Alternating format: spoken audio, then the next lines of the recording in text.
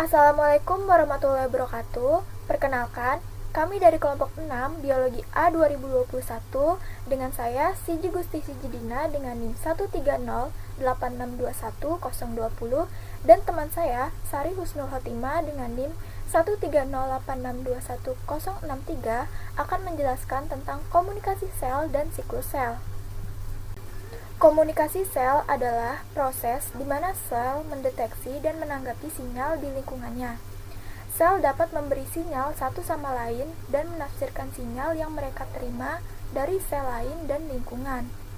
Sel mungkin termasuk cahaya dan sentuhan, tetapi paling sering adalah bahan kimia. Dalam mempelajari komunikasi sel, para ahli biologi telah menemukan banyak bukti untuk keterkaitan evolusioner dari semua kehidupan. Seperangkat mekanisme persinyalan sel yang sama muncul lagi dan lagi pada spesies yang beragam. Dalam proses mulai dari persinyalan bakteri, perkembangan embrio, hingga kanker. Kemudian ada fungsi komunikasi sel. Yang pertama, untuk mengatur perkembangan dan organisasi sel dalam satu jaringan. Yang kedua, mengontrol pertumbuhan dan pembelahan sel. Yang ketiga, melakukan koordinasi fungsi antar sel dan jaringan. Dan yang keempat, mempertahankan homeostasis. Selanjutnya adalah tahap persinyalan sel. Dari perspektif sel yang menerima pesan, persinyalan sel dapat dibagi menjadi 3 tahap. Yang pertama, penerimaan sel, transduksi sinyal, dan respon seluler. Ketika penerimaan terjadi pada membran plasma, seperti yang ditunjukkan pada gambar, tahap transduksi biasanya merupakan jalur dari beberapa langkah. Dengan masing-masing molekul relay spesifik di jalur membawa perubahan pada molekul berikutnya. Molekul yang terakhir di jalur memicu respon sel. Nah, yang pertama itu adalah penerimaan. Penerimaan adalah deteksi sel target dari molekul sinyal yang datang dari luar sel. Sinyal kimia terdeteksi ketika molekul pemberi sinyal berikatan dengan protein reseptor yang terletak di permukaan sel. Yang kedua adalah transduksi. Pengikatan molekul sinyal mengubah protein reseptor dalam beberapa cara. Memulai proses transduksi. Nah, tahap transduksi mengubah sinyal menjadi bentuk yang dapat menghasilkan respon seluler tertentu. Pengikatan epinefrin ke protein reseptor di membran plasma sel hati menyebabkan aktivasi glikogen fosforilasi di sitosol. Transduksi kadang-kadang terjadi dalam satu langkah, tetapi lebih sering membutuhkan urutan perubahan dalam serangkaian yang berbeda, bertindak sebagai ligan. Nah, ligan itu istilah untuk molekul yang secara khusus mengikat molekul lain. Yang ketiga itu adalah tanggapan. Pada tahap ketiga persinyalan sel, sinyal yang ditransduksi akhirnya memicu respon seluler tertentu. Responsnya mungkin hampir semua aktivitas seluler yang dapat dibayangkan seperti katalisis oleh enzim, misalnya glikogen fosforilasi. Nah, penataan ulang sitoskeleton atau aktivasi gen spesifik dalam nukleus. Proses persinyalan sel membantu memastikan bahwa aktivitas penting seperti ini terjadi di sel yang tepat, pada waktu yang tepat, dalam koordinasi yang tepat dengan aktivitas sel lain dari organisme. Selanjutnya adalah sinyal eksternal diubah menjadi respons di dalam sel. Yang pertama, komunikasi antara sel ragi yang kawin. Saccharomyces cerevisiae sel menggunakan sinyal kimia untuk mengidentifikasikan sel dari jenis kawin yang berlawanan dan memulai proses kawin. Nah, kedua jenis perkawinan dan molekul sel kimia yang sesuai bahwa protein yang diubah akan mengikat satu sama lain, tetapi tidak dengan protein asli dari sel induk. Sel-sel yang direkayasa secara genetik dengan demikian dapat kawin satu sama lain, tetapi tidak dengan sel-sel dari populasi induknya. Nah, bukti ini tuh mendukung model di mana perubahan dalam gen yang mengkode reseptor dan protein faktor kawin dapat mengarah pada pembentukan spesies baru. Yang kedua adalah komunikasi antar bakteri. Bakteri yang tinggal di tanah yang disebut Myxobacteria atau bakteri lendir menggunakan sinyal kimia untuk berbagi informasi tentang ketersediaan nutrisi. Ketika makanan langka, sel-sel kelaparan mengeluarkan molekul sinyal yang merangsang sel-sel tetangga untuk berkumpul. Nah, sel-sel membentuk struktur yang disebut tubuh buah yang menghasilkan spora. Sel berdinding tebal yang mampu bertahan sampai lingkungan membaik. Nah, Myxobacteria yang ditampilkan di sini itu adalah spesies Myxococcus santu. Yang ketiga adalah komunikasi melalui kontak antar sel. Baik hewan maupun tumbuhan memiliki sambungan sel yang secara langsung menghubungkan sitoplasma yang berdekatan. Nah, dalam kasus ini, zat pemberi sinyal yang terlarut dalam sitosol dapat lewat dengan bebas di antara sel-sel tetangga. Selain itu, sel hewan dapat berkomunikasi melalui kontak langsung antara molekul permukaan sel yang terikat membran. Nah, yang keempat itu adalah persinyalan sel lokal dan jarak jauh oleh molekul yang disekresikan pada hewan. Nah, dalam persinyalan lokal dan jarak jauh, hanya sel target spesifik yang dapat mengenali molekul persinyalan tertentu yang akan meresponnya. Jenis persinyalan lokal yang lebih khusus itu disebut sinyal sinaptik terjadi pada sistem saraf hewan. Baik hewan maupun tumbuhan menggunakan molekul yang disebut hormon untuk sinyal jarak jauh. Selanjutnya adalah reseptor transmembran permukaan sel. Yang pertama ada Grep Protein Coupled Receptor atau GPCR.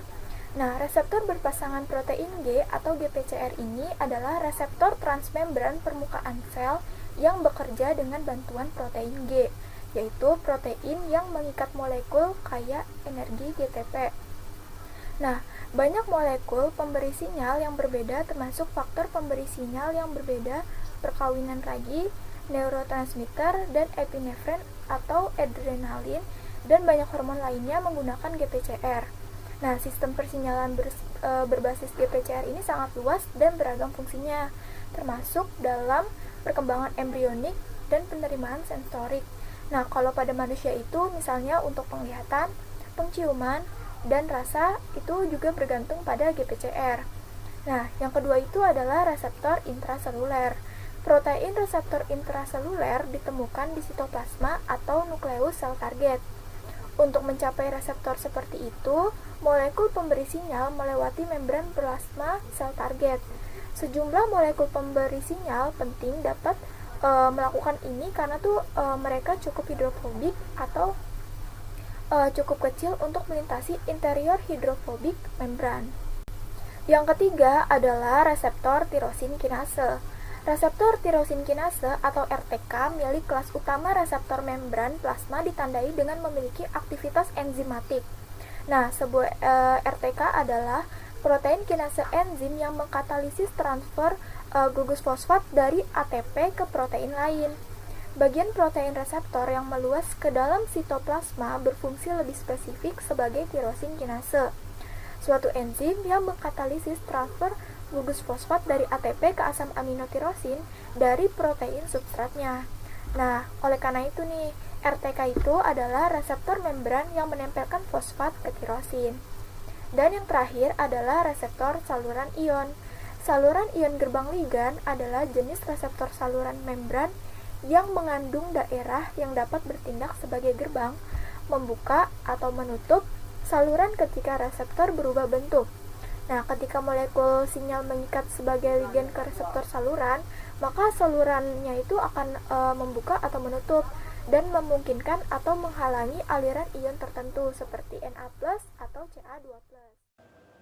Selanjutnya saya akan menjelaskan materi tentang siklus sel. Dari konsepnya yaitu organisme seluler bereproduksi melalui pembelahan sel.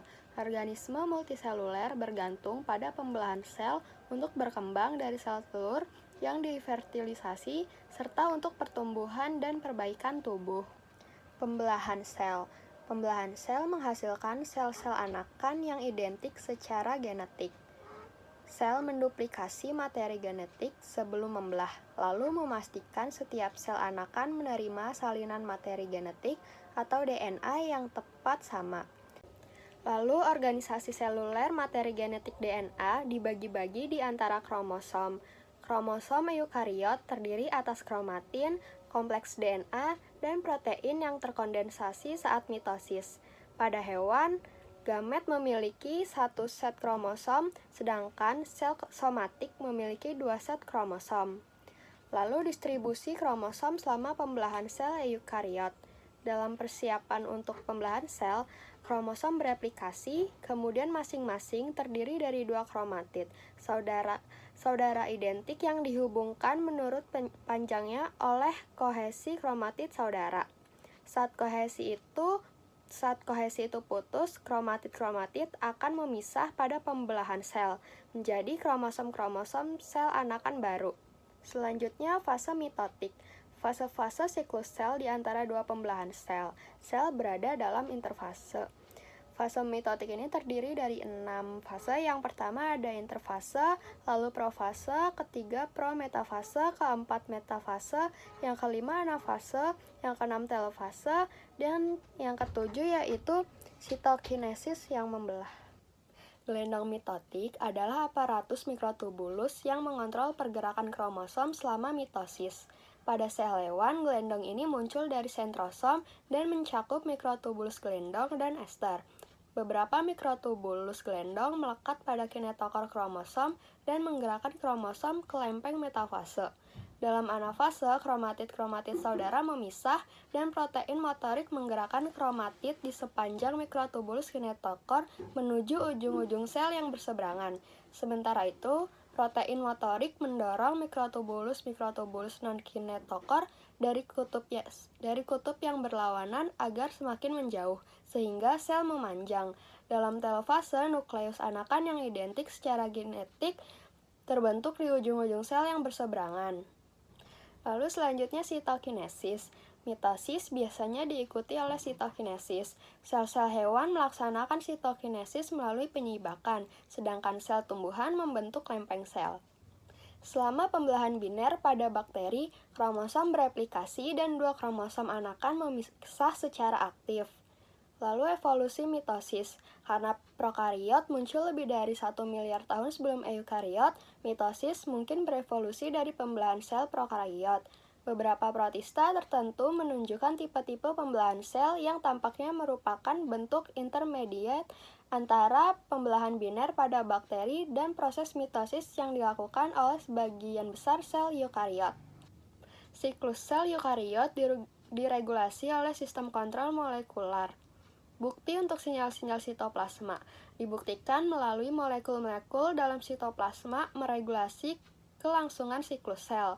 Lalu sistem kontrol siklus sel, perubahan siklik pada protein-protein peregulasi bekerja sebagai jam siklus sel.